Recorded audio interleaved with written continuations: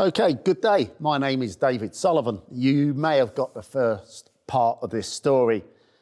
If you're still awake, here comes part number 2. I went to my dentist. May I say, first of all, that last year we saved 7 people's lives through me showing people how to do CPR and how to use a defib. Life has been okay.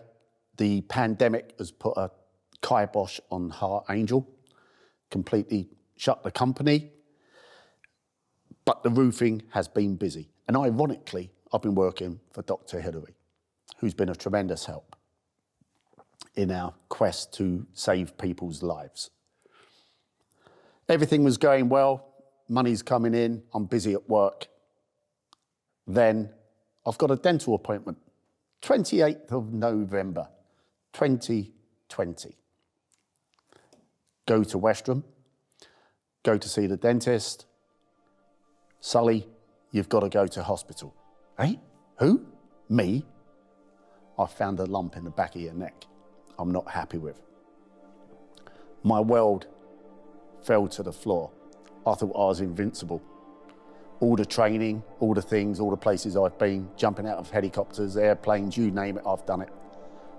All of a sudden, this bullet just might have my name on it. Within 3 days, I was in East Grinstead Hospital, who were absolutely phenomenal, looking after this cowardly, horrible little person who's just turned up. I was beside myself with worry, very selfish. The nurses and the staff there were excellent, and they'd done every test on me imaginable. Biopsies, in the tube, CAT scans, you name it, they threw everything at me. They took samples of this lump in the back of the neck where the scarring is. I was very fortunate, but it took 9.5 weeks to get my results. During the day, I was okay. I was busy at work. I couldn't tell my children. They were doing dissertations and doing exams and things, so I kept this primarily to myself, hiding the letters as they came in from the NHS. In that time, I'd planned my funeral, which wasn't very good. I had that all organised. Ironically, that was going to be video fed as well. And I woke up one day and decided that I had to tell the women I loved that I did actually love them. 87 letters, I kid you not, 3 letters. Very bizarre. The feelings going through my body were absolutely so strange. I was off the scale, in worry, and just couldn't cope. The letter came. It's benign. Couldn't believe it. They're taking it out in March. So off I go to the hospital, have the lump removed, only to be told that they want to do more tests on the lump. So another 9 weeks of worry. In this time, I wondered what to do. I hadn't really done much in my life. I wanted to do something. I wanted to be able to leave something. I had some spare cash at the time. So a funny story, I think I would leave all my children something to remind me by, apart from the houses. So I tried to buy Rolex watches, which was very odd, because you just can't go into a shop and buy a Rolex watch. It is most bizarre. I managed to get that organised and done and spent what little money I had on the watches for the children, only to be told that I was all clear. Can I ask for my money back? No, I can't. Can I take the watches back? No, I can't. So there I am, skint, no money, healthy, don't have cancer. They'd done the operation, but they took away all the nerves on the side of my face and down my left arm. I do have Botox to level up my face, to which my family and friends laugh and say they ought to give me a lot more plastic surgery, but I'll survive. I couldn't believe how great, and I can't tell you how great the NHS were in looking after me, getting me in and getting me in the all clear. But they did tell me that I'm going to get checked every 6 months. They're not happy about this lump, which has been removed. I wanted to do something in life. So I thought, I know what I'd do. I'll hit a golf ball for the second time from John O'Groats to Land's End. 1,100 miles, taking in the Kent coast where Sean died at Prince's Golf Club, and I'll be able to teach CPR at the British Open. All of a sudden, my brain was working. I could get this organised and done. All my old skills were coming back, and organisation, putting in all the punches, all the favours I could do from the army and everyone I used to train. This is now my goal. So I got it booked in. We got sponsored by American Golf for £10,000. PR company, everything ready to go. I'm doing this because I love golf, and I found out that over 300 people a year die on UK golf courses through cardiac arrest. I can do this to save golfers as well. So this is why I'm doing it with golf. So to get the thing organised, we got the truck organised, Land Rover were going to supply the vehicle, then they weren't going to supply the vehicle. The army supplied me with all the army rations. We had all the golf balls from American Golf. I had everything done. But the best thing, I had my middle son, Freddie, to come to caddy for me for 2 weeks. Just before I left off, my father died. It was expected. He had throat cancer, which he survived 11 years ago, but it come back and took him away. I had to go through meeting my stepmum and my sisters and my brother before my father died. And he died just before I left on the trip. And I thought that he would still want me to do this, to go along and do this event. So Fred and I drove up the 10th of June to John O'Groats, and I thought I'll be able to do 20 odd miles a day. The old boy can do the legs. We set a route out down the east side of the country, down into London, where I was going to stay in Canary Wharf, and then I'd sling a left, go along the North Kent coast, round to Dover, and then follow the coastal path down to Cornwall. All sounded good, but I forgot. My brain might be young, but my body isn't. 58 years of age, this is going to be a bit of a struggle. So Fred and I got to John O'Groats. We were very lucky that a company called Whisper Bikes gave us an electric bike. So Freddie could go in front and he could check the route and get everything done for me. Everything was going smooth and going great until I got to John O'Groats. I didn't realise that everyone was bored in the UK. They couldn't go abroad, so everyone wanted to do the North Coast 500, which was right in my line, down my fairway. In Scotland, you get the right to roam. So you could just turn up, you see a piece of grass, you can park on it, you can put a tent on it, you can do what you like on it, as long as you are not within 100 yards of a farmhouse. It was chaos. It was like being in Piccadilly on a very, very busy day. And I want to hit golf balls in between these people. We've had to change plan. We've had to change route. We were going down roads which were taking us sideways, trying to go across paths, but there were walkers everywhere, people on bikes. The weather in Scotland was phenomenal. Everyone was doing the North Coast 500. So how could we remedy this? Well, at 2:30 in the morning, I was playing golf down the A9, hitting a ball down the road, putting it, I must say, but I'd be walking for 8 hours going along. This was the only way to get the mileage in. I couldn't afford to stay up there too long. This is what had to happen. On the 10th of June, I started. I was told the world press would be there. There was nobody there other than tourists up at John O'Groats. It was a very bland day. I have my tent and everything all in the vehicle ready, all of my army rations, golf balls, all of the things, lots of red wine, and believe it or not, champagne from Squerries, who gave me a crate to take up with me. We started going along. It was arduous, Very, very tough. Losing golf balls everywhere, hitting them in the water, going sideways. Poor Fred was doing the route in the morning, and in the afternoons he was free. We had arranged to get to some golf courses. The first one was going to be Wick, which was 23 miles from John O'Groats. We would get to the golf course and they were going to have all the local school children there for us to show them how to do CPR. By the way, Fred is a qualified first aider. We got to the golf course. It was amazing to have the children there paying attention to this man. I was very, very embarrassed when I was asked by one of the children for my autograph.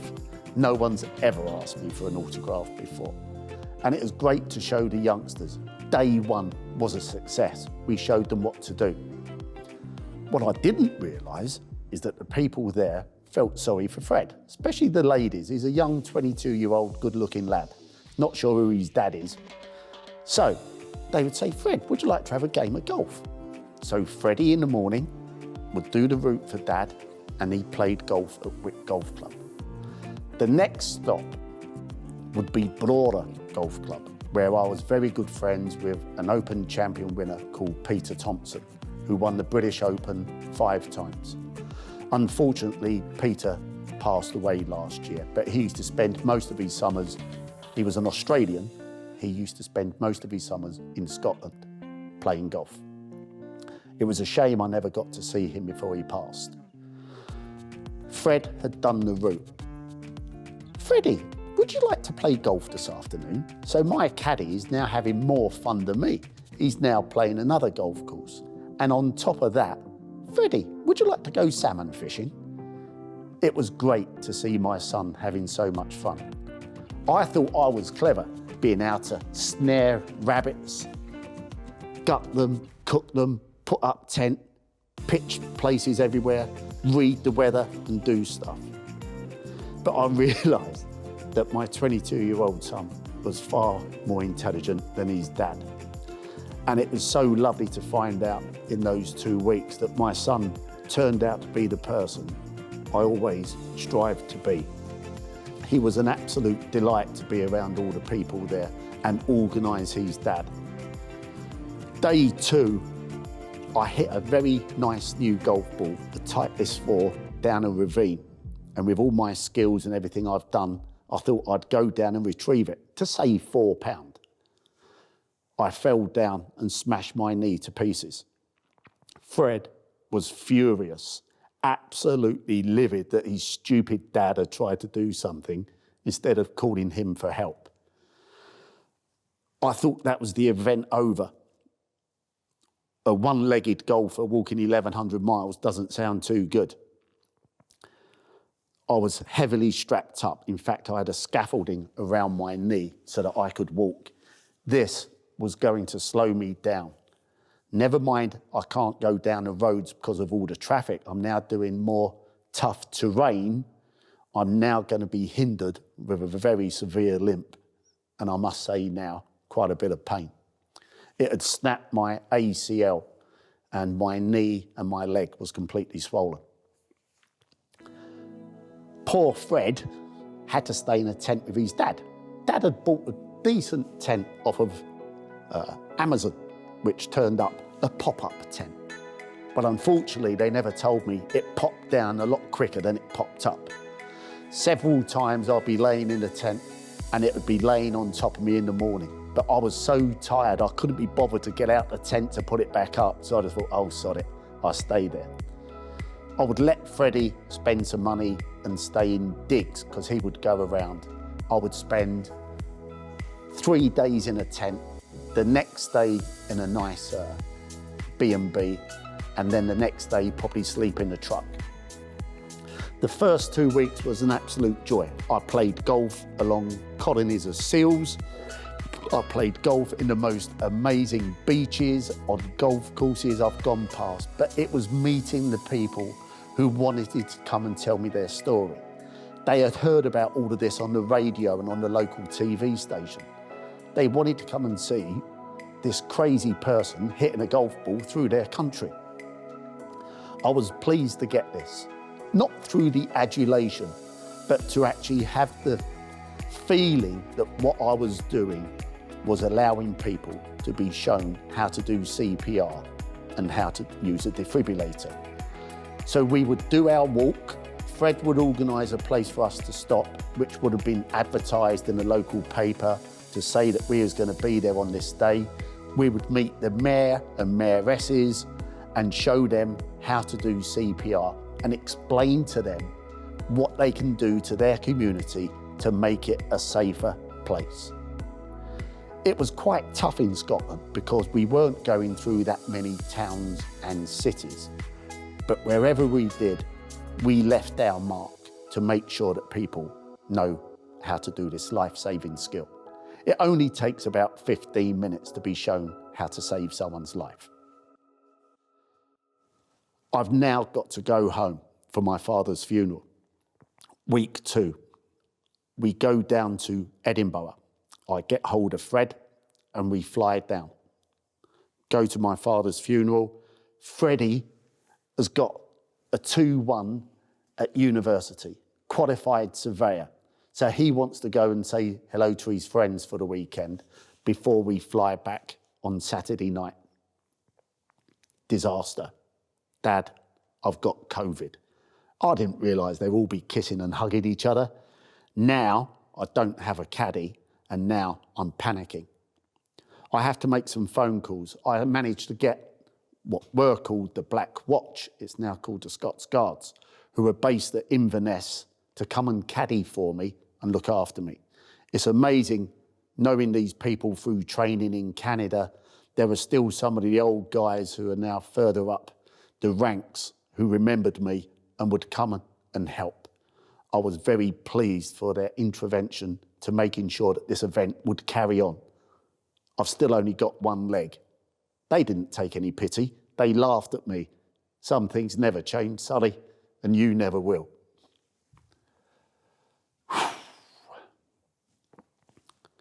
I've had the guys for a couple of days through Inverness.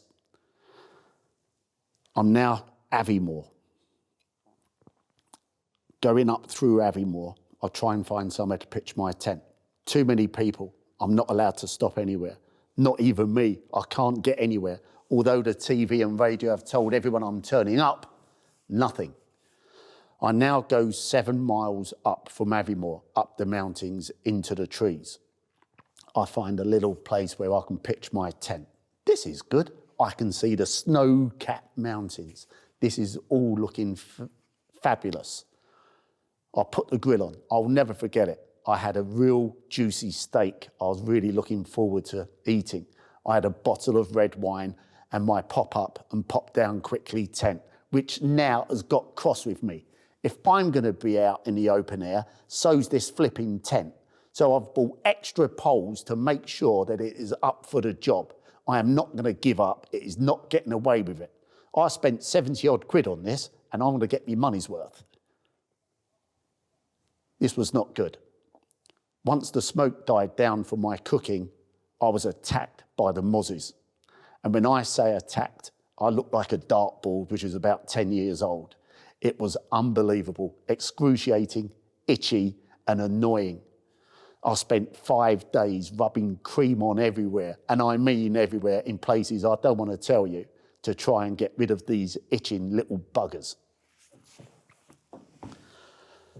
The boys can't caddy for me anymore. I'm now 60 miles away from base. They're not allowed to come with me through insurance, and they've done it in their own time to look after me, but now I'm on my own. Luckily in Scotland, the main routes go down the A9. Not only does it follow the train path, but it also follows the rivers and other things there. Everything runs together, the road, the rivers, and the railway. So what I was doing, I was getting clever. I could leave my car, the truck, at the railway station. I could walk down through the valleys, do my 20 odd miles, jump on a train, get back and pick the truck up. And with COVID restrictions and everything else going on, this was the only way I could survive in this event through going forward. Fred wasn't coming back at this stage. But I was getting lonely. So enter Handsome Jeremy. We call him Handsome Jeremy because unfortunately he's bloody handsome. He was also the CEO of L'Oreal, he was CEO of Pandora, and he lives in Oxted. And every time I have a mad event to go to do, Jeremy is always the first there to help me. He is an avid, brilliant mountaineer, and he loves doing off-the-wall things. I phoned him up. Jeremy, I need help. Within 2 days, he was on a plane coming up to Edinburgh. What a start. I now had a man to check my route for me, keep me company, and he was working for handmade hotels. I can go and have a bath. I can go and get sorted out in style to get everything done. I had Jeremy for 4 days, and it was great to pick his brains about business, how things had gone with him, how his family are, but most of all, his skill in mountaineering and navigation were absolutely paramount in giving me the chance to carry on. To Jeremy, I thank you. I'm now getting down towards Perth, going down through the borders. I was just about to enter Perth. I'd been walking for about 14 miles along the River Tay. It was quite hard going. My leg is still buggered. I go along and I see this wee little man. His name was David Mitchell, not the one off the telly, but this lad was absolutely phenomenal. Hey, Sonny, what are you doing? I said, well, I'm hitting a golf ball from Land's End to John O'Groats, showing everyone how to do CPR, and I'm enjoying myself. What you got for tea? Well, I've got some stuff in my truck, I'll be okay. He produced a 13-pound salmon. Here, take this, my prize catch. No, I can't take your prize catch. I've still got to walk another 11 miles. I can't just stop and carry this great big fish over my shoulder. Thank you very much indeed, but no. But I have organised to go and see David this year, COVID restrictions. What a lovely gentleman and a lovely lad. He's going to take me fishing up there so we can get things done. Now the press and the TV are really starting to pay attention to get things organised. We're coming into more colonised areas. I get to Jedburgh. I've gone through Edinburgh. We're now going out through Jedburgh. And I meet a very nice blonde lady walking a pram on a road in the middle of nowhere. And she goes, what are you doing? So I explained to her, and I said, that isn't a local accent. That sounds like someone from Australia, which was the wrong thing to say because she was a New Zealander. And I was telling her about what I was doing, quite proud. This lady had covered the distance of 142 kilometres in 1 day. Well, in 40 hours, as she corrected me. She was an ultra athlete, and she looked as fit as a fiddle, but she just had a 5-week-old baby. And she taught me a great deal. I always listen to people about endurance and things, and what she had to learn was great to listen to another athlete telling me what I was doing wrong and put me in the right way, going mad about my dietary system and that I had to eat better to carry on doing this event. So thank you very much indeed for your help. So I'm now on the way to Jedburgh. It was the day England are playing Germany in the World Cup. I'm due to be at Jedburgh Golf Club to meet the mayor and a few other dignitaries to talk about CPR. I turn up, it is for the golfers, Scots people, not interested in England playing Germany, but they were interested in me, and they were great listeners and really wanted to learn. And this wee lad came up to me and started talking. It was the legend Ray Laidlaw, Scottish fullback and Lions rugby player, tour of South Africa. I missed the England-Germany game because he came out to talk to me and we played golf for 2 hours, going on all about his life, about what's going on. And the one question I remember asking Ray, I said, you must have broken loads of bones playing as a hooker. No, Sully, he said, I haven't broken any bones. He goes, but I have now got brain damage, dementia, where he had so many concussions and things hitting me and people and running into brick walls that I'm really starting to struggle. It was a very enlightening 2 hours with Ray. So much so that he took a defib off of us and donated it to his golf club. So Jedburgh Golf Club is a very safe place to be. I now leave Jedburgh. I'm going down towards the borders between Scotland and England. I've got tremendous video of me playing over the line between Scotland and England. I'm now on the Northumberland moors. The weather is coming in. It is misty, it is murky. It isn't cold, but it isn't pleasant. This is the toughest section of my walk. I'm going to be on my own for 3 days walking through the moors with my kit on my back. I've managed to get someone to drop my vehicle way down the road for me. So I've got my tent and things. So I'm going to be 3 days on my own.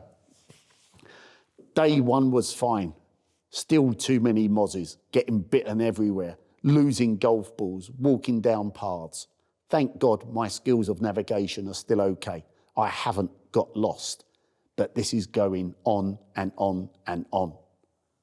I'm starting to talk to myself. Not a good thing to do. Sing, and I'm not very good at singing either. All of a sudden, I hear what I thought was horses. I thought, this is very odd, in the middle of nowhere.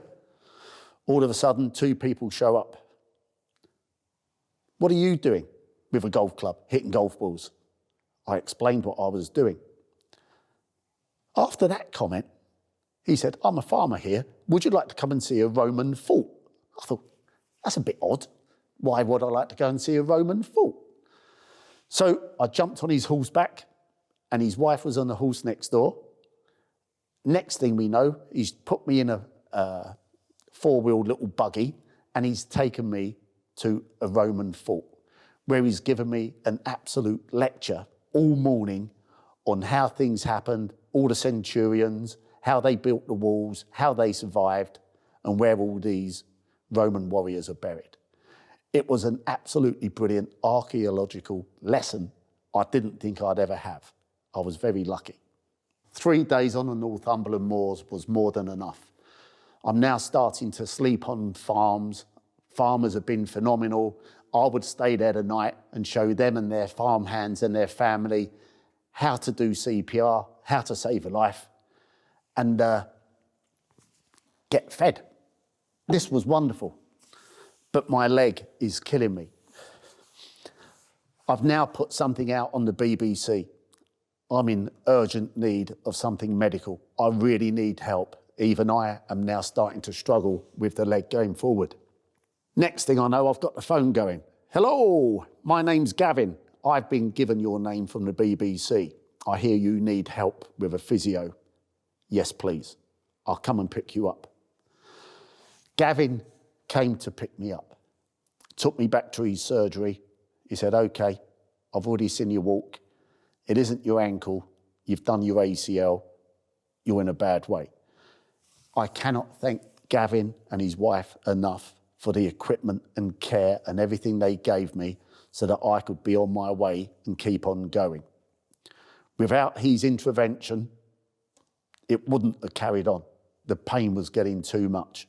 But with the scaffolding and everything around my knee, keeping my leg straight, which was taking the strain off of my ankle, I was managed to carry on in my quest. I'm now in Newcastle. The BBC have put it out on the radio that I will be at the Millennium Bridge showing people how to do CPR. I get there. There are great throngs of people. Well Medical have sent people up dressed as a defibrillator. I kid you not, they are. And I started to do my stuff on the quayside, showing people how to save lives. Young, old, yellow, pink, black, I don't care who you are, everyone should know how to do this life-saving skill. A lad ran past, sweaty, looking fit. He said, I'll be back in a while. Are you still going to be here? I said, yes, of course I will. I said, I'll wait for you. I will make sure I'm here for you. Thank you. He disappeared. I didn't expect to see him back. But in the crowd, he did arrive. And he did come back. In all the training I've done teaching lads mountaineering and skiing, what have you, I'm very good at picking people on selection and what have you. And this boy's eyes were burning through me. There was something about him I wanted to find out more. I make my way to him in my break. How are you? How are things going? He burst into tears. He said, no one ever waits for me. No one ever pays me attention. He said, I really, really thank you. I said, look, it's not a problem. I'm here. I'm showing people. I told you I'd wait. Don't get upset. I'm here. We'll show you what to do. I started to teach him how to do CPR and how to use the defib. And he was very, very intense. He wanted to get it absolutely spot on. He really wanted to know what was going on. He was crying. Why are you crying? He said, because no one shows me anything. No one pays attention to me. No one ever says sorry to me. No one ever does anything. He goes, I really want to learn what you're doing. I think it's wonderful. I had a few tears, but I weren't crying yet. And I started chatting to him. I said, what's going on? He said, when I was 8, he said, my dad used to inject me with heroin. My dad turned me into a junkie so that I would go out and steal so that I could feed my dad's habit. And if I had a habit, he knew that I'd have to carry on, keep doing this. This sounds like something from a horror movie, but it is true. This is what was going on in this lad's life. How did you break this mold? He said, I wanted to kill myself so many times, but I was too much of a coward. I couldn't get to do it. He said, but one day I was all lined up. He said, I had the train time. I had everything organised. This was the day. He said, I was high in the morning. I had my earphones on and I was flicking through stuff. And he said, I went on to the Tyson Fury podcast. And he said, Tyson Fury saved my life. Listening to what he went through with his torment and what happened in his life, that man saved me. And for me to survive, I have to keep running. I have to keep myself occupied. I then found out that now he is able to see his daughter. I wanted to do something to help. I really did. We have now got him trained up so that now he is up there showing people how to do CPR and how to save lives. So something really, really good came out of that meeting so that he can get up and do things and feel proud in his life as I feel proud in mine. We will stay friends for a very, very long time. He is a lovely young lad who had all the wrong cards and all the nastiness thrown at him, and he has overcome them, not with my help, nothing to do with me, but through Tyson Fury, saved his life.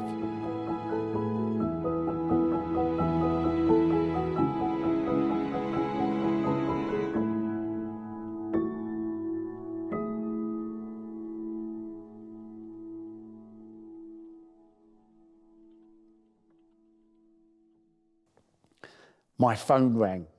It's the boys I train with on a Wednesday, the Oxted Old Gits Circuit Training Club.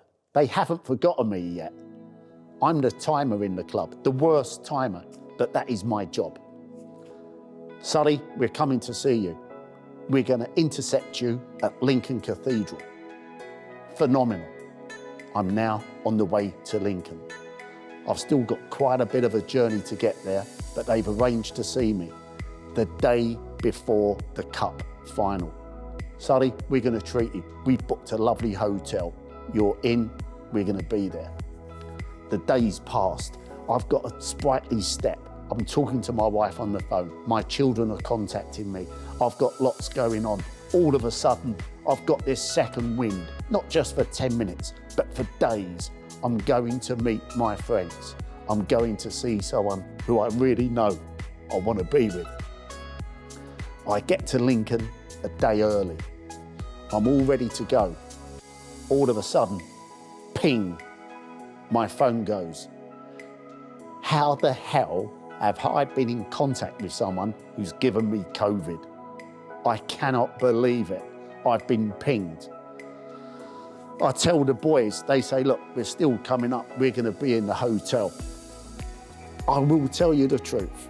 I was in my car, sleeping in my truck for 3 days in a piss-smelling environment right outside Lincoln Cathedral while my friends were inside having a jolly up watching the cup final. The friendships are unbelievable. The laughter, the joyous. They did come and join me for a couple of days whilst I carried on walking. But in the evenings with restrictions, I couldn't be seen with the charity I'm doing it for my company to be breaking the laws. I had to obey the laws and I couldn't go into the pubs and the restaurants or anywhere else. I couldn't believe it. They've come all this way and I couldn't even go inside to watch the football. The boys were there for 2 days. They've gone. I'm now going through Lincoln. I'm heading on down, looking forward for the next person I know, who is my wife, who is going to be at Canary Wharf. My friend Phil has organised for me to stay there for 2 days. Vanessa on Radio London, Dr. Hilary on GMTV, all the TV and everything is lined up. I'm now trying to get excited about showing more people how to do CPR.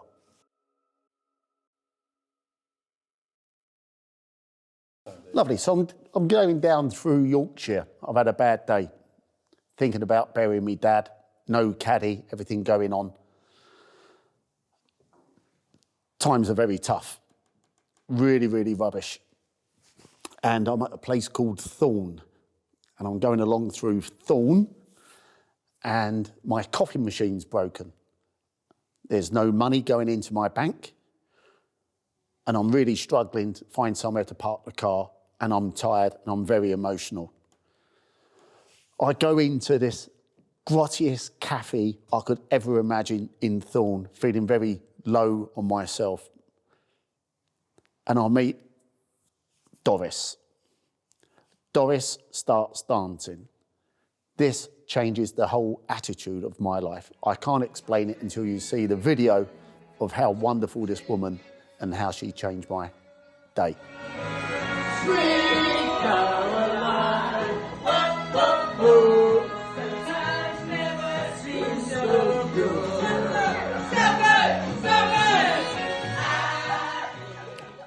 But I wasn't smiling all the time, because that day I walked 24 miles going towards Doncaster. Somebody's given me the wrong turn. I end up in a gypsy camp, nearly getting into a fight, which wouldn't have been a drama really. I was in the mood. I carry on my journey. Somebody's given me the wrong instructions. I am on one side of the river and I need to get to the other side of the river. This is where the police come along and rescue me in a boat to get me and my kit back to the other side of the river. So I'd like to thank the police force in Doncaster for helping me get across. If not, it would have been an 11-mile walk back and then turn around. But through a phone call and the BBC and the embarrassment, the police come along and rescued me and got me back. So we've done Lincoln. I've been through the cathedral.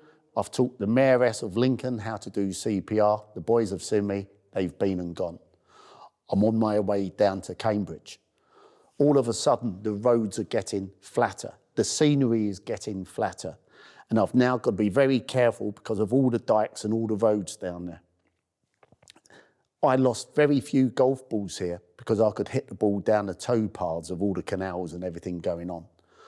One canal in particular, hand dug, was 26 miles. Gun, barrel, straight, boring as hell going along. But nobody told me about the herd of cows which would be in my way. I had my golf ball. I've got pride. So I managed to go back, get my ball and hit it over the herd of cows. No cows were damaged in this event, but it is just one of the funny little things which would happen. This also happened with sheep and other things. Anything in the way, I'd hit over it. The press would come along. Hello, Mr. Sullivan, we've been seeing you on telly, seeing what's going on, how are things going? All of a sudden, I could find this little bright, cheerful face, no matter how hard I was feeling, how tired I was.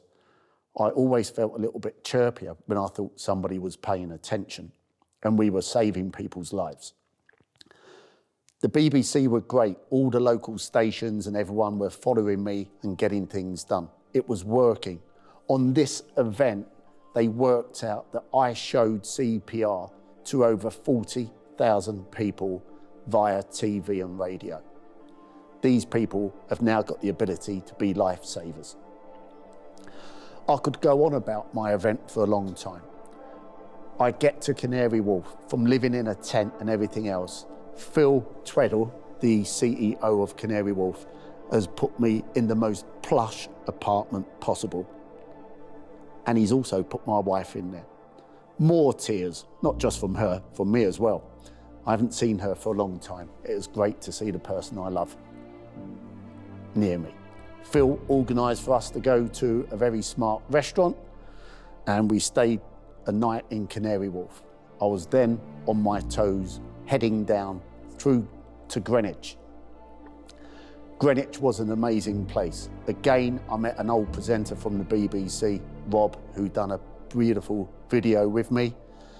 I went along the north coast, down, keep going through, until I got to Gravesend.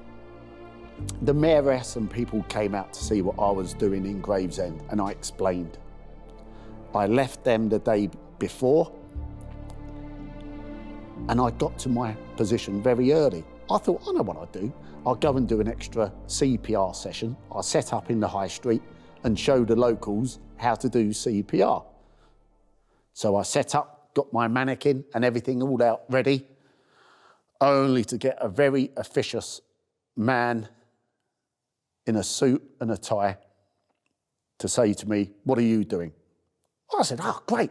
I'm showing people how to save lives. This is what I'm doing. Have you got permission? No, not really. I'm just passing through. I had a spare hour. I thought I'd stay here and just show people how simple it is to save someone's life. People in your area. Have you got the paperwork? No. But I was with the mayor of this place yesterday and I showed her how to do CPR. So surely I'm allowed to show other people how to do CPR. No. What if you show them the wrong way of doing it? What if someone dies? It's going to be my fault. No, it isn't going to be your fault because I'm the one showing them. I'm qualified. I know exactly what I'm doing. All I want to do is help your people. If you don't move, son, we're going to arrest you. So that is the first time and the only time on the tour that I actually got threatened with arrest for showing people how to save a life. This was not good. I'm now going down towards Chatham. I get to Chatham Docks. They are waiting for me. They know I'm coming. They have been phenomenal. I said, what's the chance of me being the first person in the world to play golf on a submarine? Oh, I don't think we'll be able to do that. Oh, yes, he can, said the guy. I can arrange that. Let's get him down in a torpedo room. Let's get him sorted out. So there I am. I am the only person to play golf on a submarine. I'm the only person in the world to play golf through Lincoln Cathedral. I'm the only person in the world to play golf through York Minster. What a fantastic, beautiful place that was to stay. I've hit golf balls anywhere in my quest to show people how to save lives. So I'm now going down the North Kent coast. I also pop in to see the Gurkhas. Unfortunately, the people I know who used to organise the Gurkhas aren't there. I'm not allowed onto camp. So I keep moving down. I get to Sandwich. Mad Tony and Mad Mick. Sully, we're on our way down to see you. I'm at Sandwich. This is where Sean died. I'm now looking to get into the British Open. The BBC have said, yep, okay, great. We give you some timings. Excellent. I'm now going to get out to a minimum of 6 million people to show them, while they're watching telly, how to save a life. This was the biggest moment on my trip. I cannot believe this is going to happen. The British Open at Royal St George's, right in the shadow of where my great friend Sean died. This was meant to be. This is everything I always wanted for this event. Sorry, you can't come in. COVID restrictions. I was devastated. The BBC have pulled the plug. They won't let me on the telly. Instead, I think they want big ears Gary Lineker. But I stopped. I was really, really fed up that they wouldn't let me on. The RNA would put me the next day on the course after the event. They would not let me on there all of a sudden through COVID and restrictions to teach CPR to the golfers and the people at Royal St George's. This was a huge letdown. I was very, very low. I wasn't feeling very good at this point, but I had to carry on. I met Mick and Tony. I laid what I wanted to lay down where Sean fell, and I carried on my journey around the head, through Broadstairs, Margate. What do the donkeys at Margate get for lunch? Half an hour, that's all they get. I carried on going, through Margate, down through Broadstairs, and on my way. I get to Dover. I'll get a phone call. Sully, we've seen you on telly. This was my boys. This was the engineers. Come on up to Dover Castle. We want to see you. Come and have some photos. We'll get it done. It was great to be with old friends. This old regiment were absolutely phenomenal in helping me, and I'm severely indebted to everything they've done on this tour. Thank you very, very much indeed for getting me round Dover, through the port, and on my way down to the south coast. I'm going down the south coast, still with COVID restrictions. I can't have any caddies or anyone going on. By this stage, I'm 500 golf balls down. 500 I've lost. This isn't a very good point to be. I'm running out of money. We were supposed to get sponsored and what have you. Things aren't happening. I've had to sell my Rolex watch. I wanted to give it to the kids as something else extra, but I had to sell it to get £12,000 to allow me to carry on the event. You've got to remember, I've still got a house and a wife and bills I have to pay indoors. They don't stop because I've decided to go out for a walk. I'm not really materialistic, but the money came in very handy. It allowed me to carry on what I was doing. You've got to remember, although it's only 1,100, my vehicle is probably doing 3,000 miles. It needs lots of petrol, lots of things to do. I get to another area. I spend the night in a B&B, and I come out in the morning. It's 4:30 in the morning. The sun is up. It's a beautiful day. I walk down the road,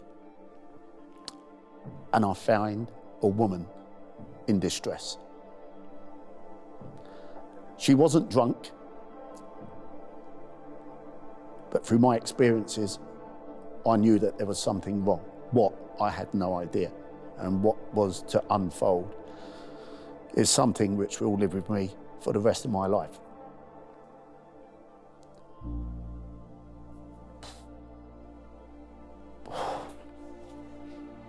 Are you okay? I said. No. okay, I've got a flask, sit down, we can have a chat. I was a little bit tentative, which I will always regret, but I stayed there. I won't go into details of what happened, I'm not allowed to, and I can't tell you where or names. But she managed to get hold of her father, and her dad came to pick her up. It disturbed me so much that I had to stop the event. I wanted to go home and cuddle my family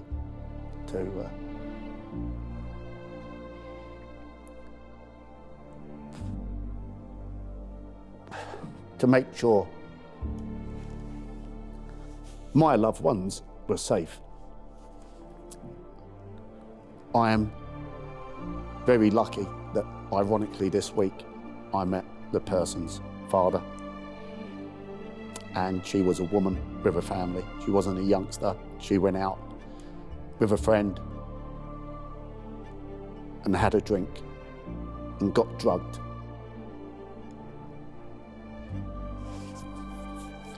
And the world went black. I managed to find the flat and the places, and the perpetrators are going to court. She is the bravest person I know.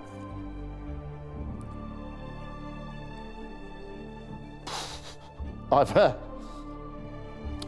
met the family, and they will be friends for life. Ironically,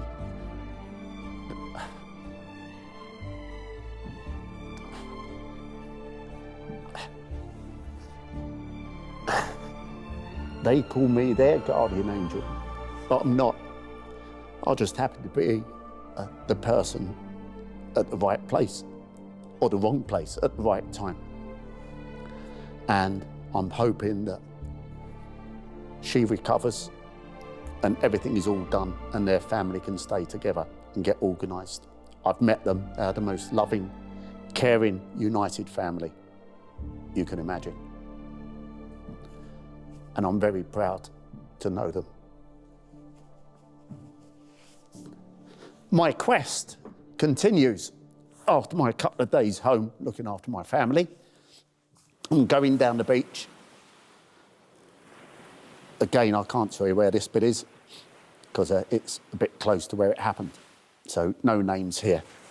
So I'm going along, and it is the most stunning, beautiful, romantic evening you can imagine. The sun is setting, the sea is just lapping onto the stones, and I'm looking out. The sky looked big, it looked enormous. And there's one guy on there, looked like an old sea dog with his fishing boat. I said, "Excuse me, do you mind if I get me rod and do that?" "No, son, you can do what you want." I said, "You don't sound like a local." He said, "No," he goes, I lived in London all my life. He goes, "I'm not a fisherman." He said, "My wife left me 30 years ago, ran off to Australia with the children, and I went on the piss," excuse me to be rude. And he said, "It was only during COVID that I had to stop because I couldn't go to the pubs."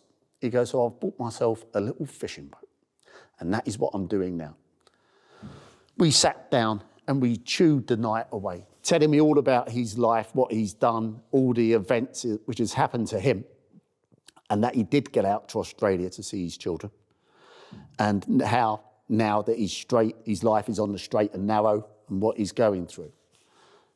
He even made me a cup of coffee. So I said, "Okay." I said, "Great, lovely." I said, "What I'm doing, I'm just going to pitch my tent there." "Oh, don't do that, son. Don't put your tent there." "Why not?" "Well," he goes, "there's a halfway house here." He goes, "You'll have all the crackheads and all the drunks banging on your tent all night trying to get drugs off you or sell you drugs."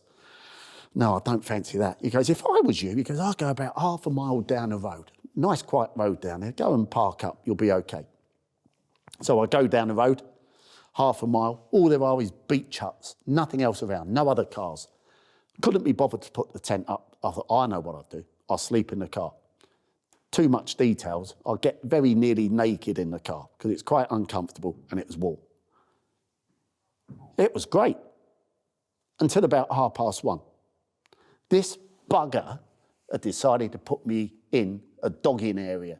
There were lights and hooters and everything else going off. I'm naked, I can't get out my truck to get dressed, and I'm stuck in there watching all these antics and things going on all around me. I could have killed him. He knew exactly what he was doing, and I'm going to get back and sort him out. It wasn't a good night. I carry on my quest quite eventfully down through the West Coast, going down. Every time I looked left was stunning and beautiful. I didn't get sore feet, but my knee was still playing up. I knew that this was going to be a long haul repair for the knee. I get to Bournemouth. David Bell and Sue are very gracious. They give me their apartment for a couple of days. I can get in there and get sorted out. I can do me walking, get back to Bournemouth in the apartment. Beautiful, stunning location. The walking is now getting easier. There aren't so many vehicles and things around. I'm very, very grateful. I was walking along and got very emotional. I met an Iranian doctor and a Jewish family, and they took me into their house and cooked me dinner and looked after me like you can't believe. It's very hard to explain this to you, but the kindness which everyone has showed me on this tour has been phenomenal. I'm feeling better. I'm still eating through my money like no tomorrow, but we're getting there. I'm booked in to go to Stonehenge, to have a photo at Stonehenge with me and the golf club for the golf magazines and the books. I'm getting old. I'm 2 days late. I'll get to Stonehenge. I've sent emails to explain to them. Nothing. I turn up. No, very sorry, Mr. Sullivan. 2 days late, nothing we can do. But this is the golden shot. This is the one I wanted of me doing that. No, no chance. Somebody standing close by heard this conversation. He said, look, apart from the main road which goes into Stonehenge, which you have to pay to go on, there is a public bridleway which goes very close to it. Go down there, they can't stop you. But it was too far away. The shot was no good. It was a really weird place. Swampy and all of his friends stayed there. I've never smelt so much skunk in all my life just going along this road. All the different tents and everything there just oozing out smoke and smells. I get to the entrance of Stonehenge. Look, son, I'll give you some money. Can I go in and have me photograph? No, you can't, he said. I'm very sorry. I've been radioed down. Someone said you might be trying to do this. No, you can't. You can go over there. I was devastated.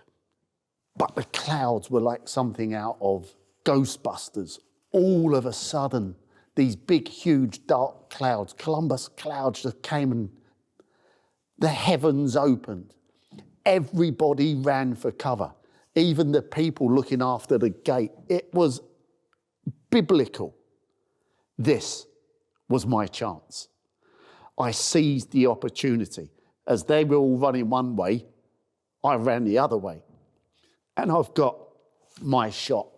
I am the only person ever, and probably will be the only person ever, to hit a golf ball over Stonehenge.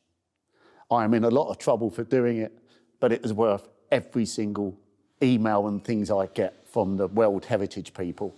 It was something I'd done on my event. I'll carry on my walk in all the beautiful towns. I'm now going through Portsmouth, Southampton, all the way through and down. I'm now getting through the Southwest Coast Path. This was the most stunning, beautiful, idyllic walk I've ever done. I could write books on what we're doing. All the different little places, Lamona Beach and everywhere else. I'm now 900 golf balls in. Times are going fast. But the golf magazines and people are paying attention. I'm still showing people how to save lives. I'm now starting to put on weight. Too many pasties, too many cream teas and too much jam.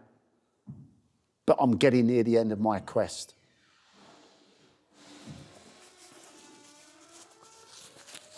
I meet a young lady.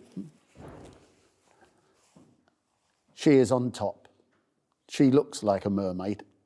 and she was very tearful with black eyes and completely looked like she'd been beat up and in a terrible place. Not another one, I thought. Please, I don't need any more torment and heartache. It was early morning. She was sobbing uncontrollably, as most people do when they meet me, telling me her life story, telling me what was going on. I couldn't leave her. As a parent, it wasn't the place to be. I had to wait ages till we could get one of her friends to come up and take her down in a calm situation. One thing about this journey I've learned is everyone wants to tell me their lifestyle. Tell me all their stories, tell me what's going on. I'm not the only one with turmoil inside. There are lots of people here, lots of brilliant stories, people phoning me up and telling me about cardiac arrests. The Southwest Coast was something to behold. I was so lucky to do this walk, to carry on, to see dolphins and people come along, zoologists, biologists, to tell me all about the things which is going on ecologically, everything, all the people moaning because people from London are just buying up Cornwall in huge, vast amounts. The people in Cornwall can't afford to buy their own houses. They're all holiday lets, or people now moving out of London to move into these towns to work from home and enjoy the quiet life, which sounds very idyllic and very nice, but it is destroying communities. Youngsters there can't afford to get onto, you don't earn enough money fishing, you don't earn enough money working the land. But all the people who've worked in the banks and the cities and the insurance companies have got the wedge to go down and purchase all these properties. I've seen it from both sides. People say that this is a great place to be. But in the winter, when these people go back to London, it's a ghost town. The local pubs are shut, the shops are shut, there's nothing around. Communities are ruined. I get to Dartmouth, walking along through Dartmouth, never been there before, very, very hilly, but what a stunning place. There's a beautiful big black yacht out in the harbour. I'm walking along hitting the ball. This guy about 80 comes up. Seen you on the telly, son. Oh, have you? Lovely. Would you like a cup of tea? Yeah, that would be very nice. So I decide go and have a cup of tea with him. I think this is all okay. Are you married, he asked. Yes, I am. Thank you. Very married.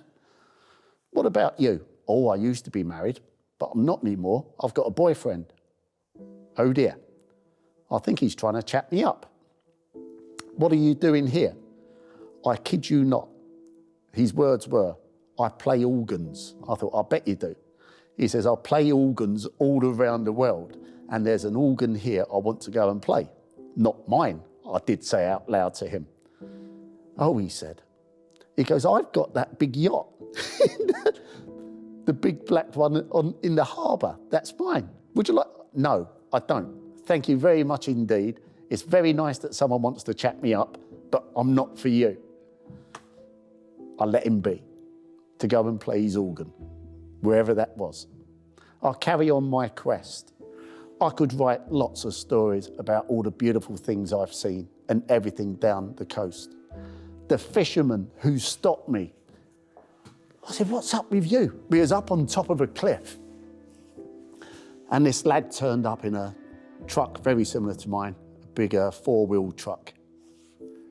I said, what are you doing up here?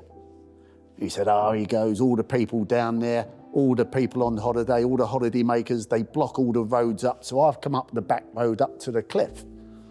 I said, well, what are you doing up here then? He said, I'm going to go down the cliff with my fishing rod and catch some pollock. I said, that would be nice. He goes, tuna are in town. I said, tuna? Yes, he said. He says, tuna are now into Cornwall and they eat pollock. I thought, wow. Had a great conversation with this young lad. He was a builder, similar to myself. I saw him scale down the cliff. Couldn't stay, I had things to do. But we stayed in touch. He caught his pollock. He got the bait for the tuna. And I have got photos of him actually catching the tuna. To find out all the different things, Falmouth and all around there, the damage we are doing with all the big sea vessels putting in, it's too expensive to go into the big harbours, so they sit outside in the bays where they don't have to pay any money. And the noise of the engines and everything is driving all the whales and all the dolphins and things away. I have learned a great deal. I'm not going to bore you by going on with everything, but there will be a book to explain to you what we're doing to Cornwall and everything we do. I'm getting towards the end of my quest now. I'm now over 900 golf balls in. I'm putting on weight, too many cream teas, too many pasties. How can this be possible? But it is. I get near my end goal. I'm not talking to my PR company. I'm talking to Ian Lawson, a great friend of mine who's got a place down there, and he is going to come and see me over the last final days of my quest. It's good friends like this who really make it worthwhile. Sadie couldn't come down because of the children and everything going on at home and the dog and what have you. I finish at Land's End. I sign the book to say I've done end to end for the second time, and I hit my final golf ball into the sea. My quest for pushing creating lifesavers has worked. I'm now hoping that nationally, in the back of someone's head, they will understand why I've done this and what I'm doing it for. Not just for my friends, but for the future, to save lives. I keep mentioning save lives because that is what it's going to do. It's not about some silly old bloke going for a walk. It's about the people I showed and what it will do for the future. I'm starting to get a little bit of confidence in myself. I actually feel a little bit of self-esteem. I'll never be cocky. I've been too browbeaten all my life. But I actually feel like my family may be proud of me. I hit my final ball at Land's End into the sea, and I collapse in tears, floods of tears, crying about how I cried when a lady at the Burning Gap gave me a piece of cake, and I burst into tears. About the people I've met and the things I've seen and the time I've spent and all the stories I've been told of people saving lives, which again, I will put in all the book. But I'd like to thank all of you for watching this video and hoping that you will learn something from it and go for a walk. It is a great thing to do. Where we live is wonderful. If you get out of your comfort zone, you can go and find something great in this country, and you will meet lovely, beautiful people. There are far more beautiful, lovely people than there are bad people. Go and meet them. Thank you.